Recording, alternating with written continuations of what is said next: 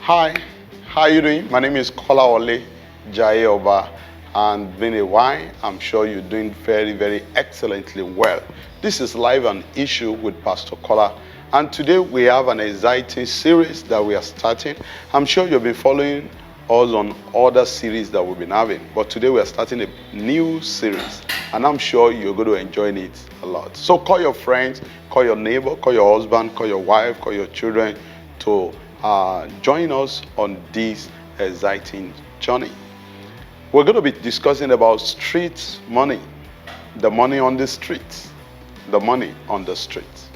The truth of the matter is that there is more money on the streets that are in the offices. There is more money on the streets than there are in the offices. But the challenge we have is that people are confused with the way people dress, and then also where money are located. Let me say it again. People are confused with the way people dress and where money are located. Now, when people see you dress very fine, put on your tie and all of that, and say, where do you work? And you said, I work in a particular bank. I don't want to mention any bank now. And you feel, oh, this guy is making a lot of money. And then you see another person, you say, oh, where do you work? And the person says, oh, I work in Oshodi Market. I say I'm in Oshodi Market. In your subconscious, you quickly rate that person as someone who, what will he have? What does he have? And all of that. Whereas the guy who is working in the bank, you quickly give him more respect. Oh, thank you so much. Nice meeting you. And all of that. One, what has happened is that you have really, really confused where the money are located. The truth of the matter is that there is more money on the streets.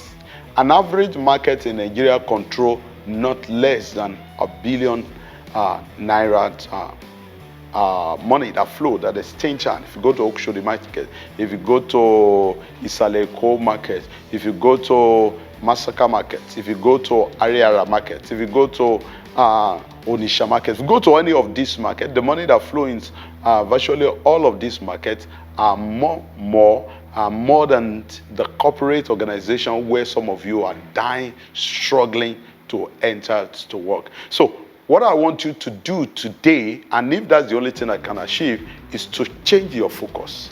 I want you to change your focus, change your mind, change your view about the location and where the money is actually residing. So the money is more on the streets than they are in the office. I want you to think about that. I have some of my friends that work in an informal sector and that earn more money, that make more money, more than people who work in formal sector who not ties and go to the office. Amazingly, I met a friend, not a friend, I met an acquaintance, I think yesterday or in the vehicle. And then the two of them were discussing about the work they do and all of that. So I overheard some of their conversations. So I decided to ask them some few questions. They're actually into agriculture. They are into fish farming. And one of them said, oh, I used to work with FCT before and I resigned. And so I became more curious. How can somebody resign from government to do business? He said, I resigned. So he was talking about the salary they pay him there, and he will go from Monday to Friday and all of that transport. And then he said no.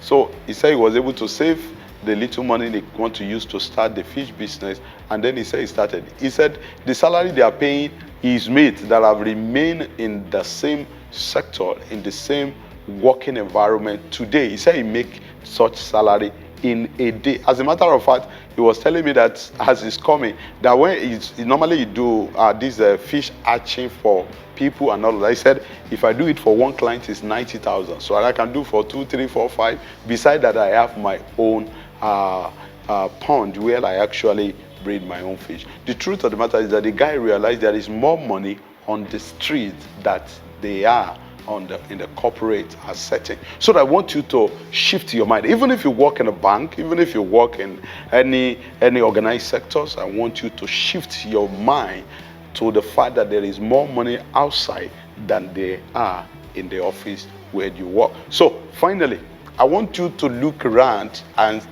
observe.